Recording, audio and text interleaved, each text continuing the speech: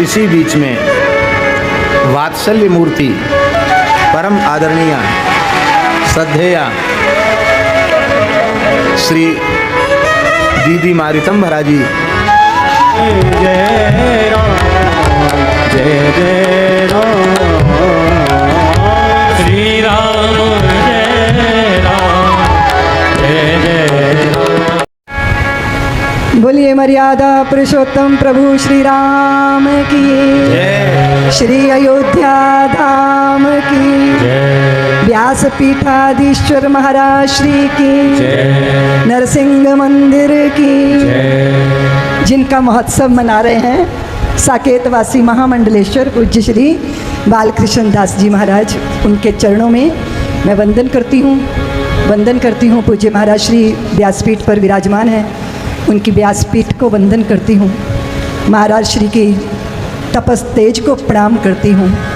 सनातन की ध्वजा को धारण करके गौ माताओं के प्रति पूरे विश्व के अंदर सनातन जगत के चित्त में श्रद्धा का आरोपण करने वाले, उसका पोषण करने वाले पूज्य महाराज श्री व्यासपीठ पे महाराज श्री ही नहीं है, सनातन धर्म स्वयं व्यासपीठ पर आज उनके रूप में विराजमान है।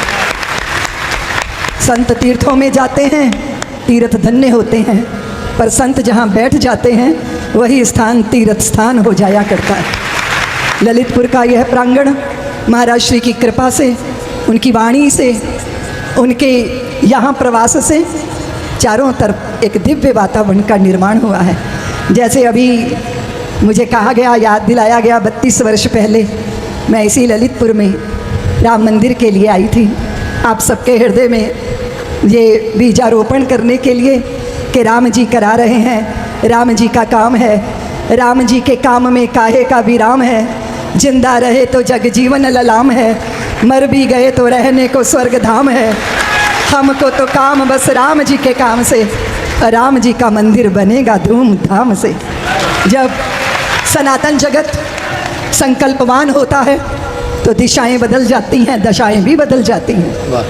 जब हम जागृत होते हैं तो हमें समझ में आता है कि अपने ही अंतर की ज्वाला को कैसे प्रकट करना है, और वो ज्वाला हमारे ही मन के कपट क्रूर पाप को ही नष्ट नहीं करती, अपितु समाज में पैदा हुई क्रूरता को, कपटता को, कुटिलता को सबको नष्ट कर देती है।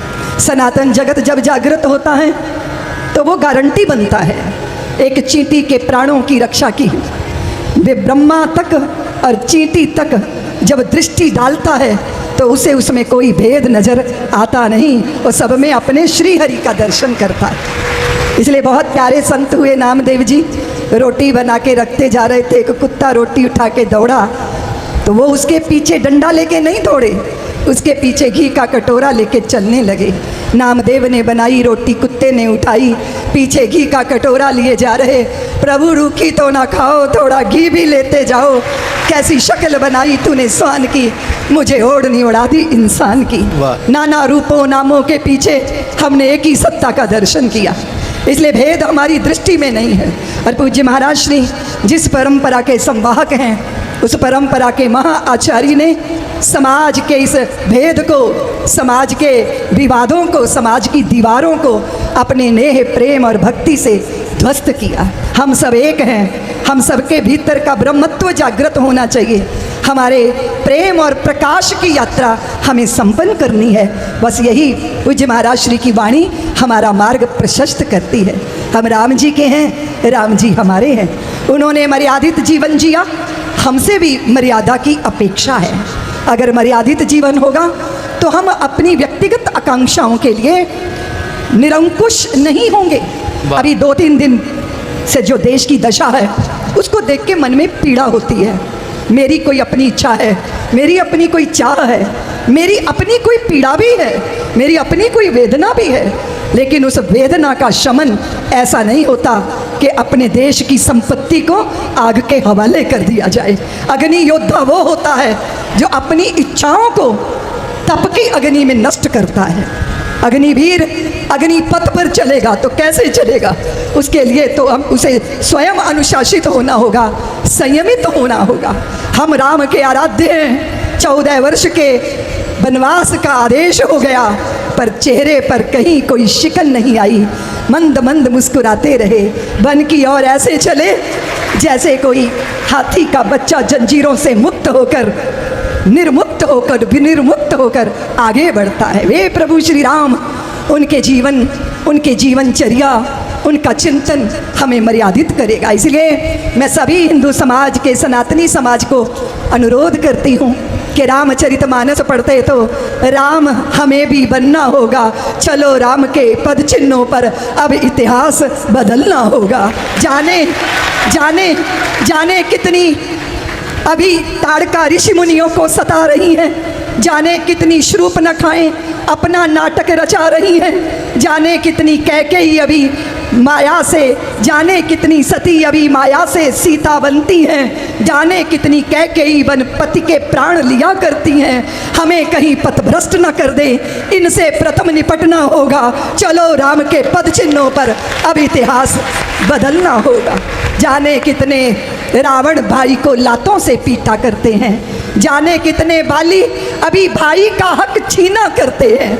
विजय दशहरा को हम भारत में लीला खेला करते हैं। कागज के रावण, सचमुच के रावण जिंदा हैं, कागज के रावण जलते हैं। मानस का आदर्श ग्रहण कर। मैंने देखा रामलीलाओं में लोग कहते हैं कि कौन सी रामलीला का रावण ज़्यादा बड़ा है। यहाँ रावण बड़ा करने का कंपटीशन चल रहा है, और कदाचित हम समझें कि हमें रामत्व को चित्त में धारण करके स्वयं भी धन्य होना है, सृष्टि को भी धन्य करना है। पूज्य महाराज श्री की पावन पवित्र वाणी आप सब के चित्त के संतापों का हरण कर रही है। मैं उसमें ज़्यादा देर बाधा नहीं बनना चाहती। सनातन समाज को एक निवेदन करना चाहती हूँ, हताशा, निराशा, विषाद के लिए हमारे पास कोई जगह नहीं है।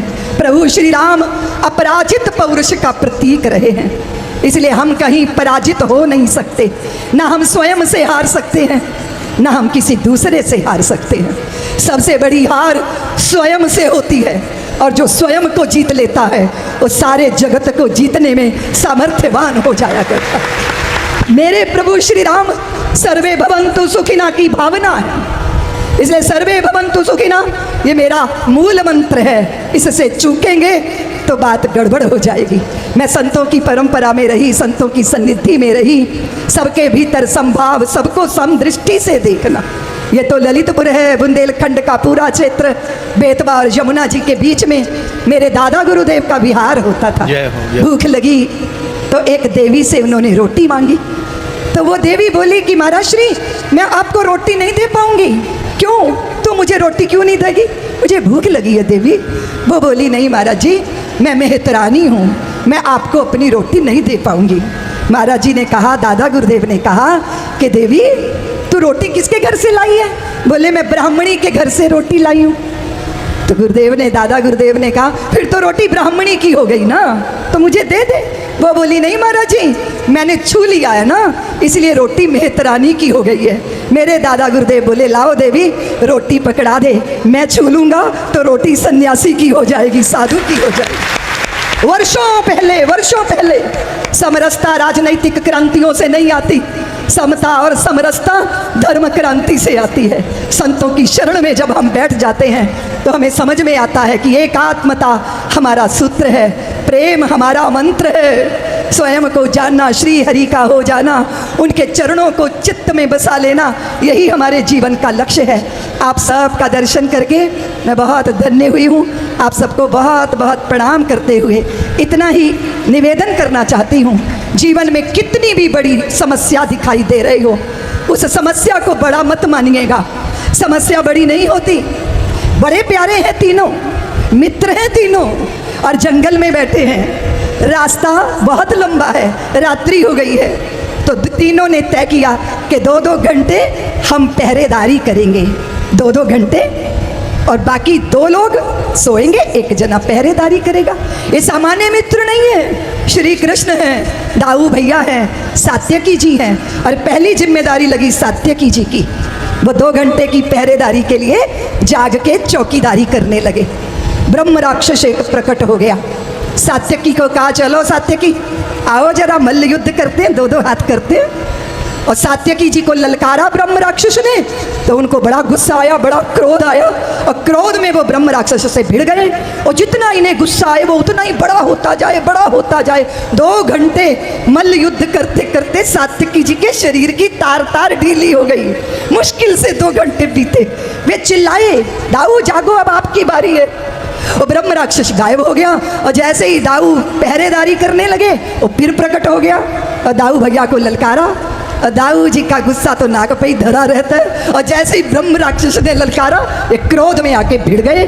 2 घंटे मुश्किल हो गया। इतना विराट ब्रह्म राक्षस वो बड़ा ही होता जा रहा था। इनका गुस्सा बड़ा हो रहा था और राक्षस बड़ा हो रहा था।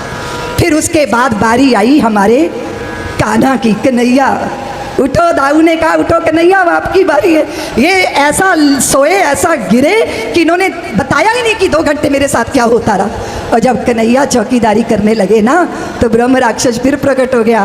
बोले, आओ कान्हा, चलो मल्ल युद्ध करते हैं। तो भगवान मुस्कुराए, इतना बड़ा। बोले, अच्छा आप हमारे साथ मल्ल युद्ध करेंगे? तो यहाँ 2 लोग सोए हैं, इनकी नींद जो है वो खराब हो जाएगी, डिस्टर्ब हो जाएगी। चलो ना जरा एकांत में चलकर। और फिर ब्रह्म राक्षस के कंधे पे हाथ रखा और फिर मुस्कुरा के बोले, श्री कृष्ण कहो भैया, अकेले ही घूम रहे हो या शादी कर ली, विवाह कर लिया, बाल बच्चे हैं कि नहीं? और जैसे ही भगवान मुस्कुरा के उससे बातें कर रहे हैं ना, ब्रह्म राक्षस छोटा छोटा छोटा छोटा, वो इतना छोटा हो गया जैसे काला चींटा होता है ना, उतना छोटा। और जैसे ही वो उतना छोटा हुआ, भगवान ने उसको यूं चुटकी में पकड़ा, अपने पीताम्बर में रखा और यूं गांठ लगा ली। क्या है ये ब्रह्म राक्षस? बोलो ना ललितपुर वालों, ये है जिंदगी की समस्या। अगर क्रोध में भिड़ोगे तो ये बहुत विराट हो जाएंगी, और अगर मुस्कुरा के सामना करोगे तो इनकी औकात एक चींटे जैसी रह जाएगी। इसलिए अपने लक्ष्य की तरफ बढ़ने वाले समाज को समस्या नहीं देखनी, समाधान बड़ा मानना है। और समाधान कोई दूसरा नहीं बनेगा, हम स्वयं समाज की समस्याओं का समाधान बनेंगे। इस भाव के साथ प्रभु श्री राम के पावन चारू चरित्रों का चिंतन कीजिए और स्वयं के भीतर के रामत्व को जागृत कीजिए। यही सनातन हमसे चाहता है। मैं आप सबको बहुत बहुत प्रणाम करती हुई और पूज्य महाराज श्री के चरणों में कोटि कोटि वंदन करती, पूरी मलूक दास पीठ की ये परंपरा को नमन करती हुई, हम सब का कल्याण हो, माँ भारती के चेहरे पे मुस्कान हो, हमारी युवा विश्व विजयी हों और हमारे बच्चे शेरों के दांत गिनकर वो गिनती सीखें और हमारे बुजुर्ग जगत के आदरणीय वंदनीय बने। ऐसा आचरण, ऐसा व्यवहार हम सबको करना है। इतना ही निवेदन करती हुई मैं वाणी को विराम देती हूँ। और यहाँ के जो मुख्य यजमान हैं तिवारी जी, उनको याद दिलाना चाहती हूँ कि जब मैं पहले 32 साल पहले ललितपुर आई थी तो उन्हीं के पिताजी ने यहाँ सब व्यवस्थाएं की थी। विश्व हिंदू परिषद के सभी कार्यकर्ता लगे थे। और ललितपुर से जब निकलने लगी तब फिर मुझे पुलिस ने घेर लिया था और ये हुआ कि साध्वी ऋतंभरा आपको पुलिस गिरफ्तार कर लेगी। मैंने ललितपुर के बाहर एक घर था उसमें प्रवेश किया। उसके बाद मैंने अपने भगवा वस्त्रों पे महाराज श्री एक वहाँ बहू थी उसकी प्रिंटेड साड़ी लपेट ली और फिर 1 साल का बच्चा लेके घूंघट काट के मैं यहाँ से चली गई और पूरी पुलिस रात्रि तक मेरा तलाश करती रही। श्री राम जन्मभूमि के आंदोलन के बहुत सारे संस्मरण हैं और ललितपुर का ये संस्मरण मेरे हृदय में विराजमान है कि न पुलिस रोक पाई न सरकार रोक पाई, राम भक्ति की प्रवाह और गंगा ऐसे ही बहती चली गई और उसमें पूरा समाज साथ रहा। आप सबको बहुत बहुत प्रणाम करती हुई अपनी वाणी को विराम देती हूँ। वाह।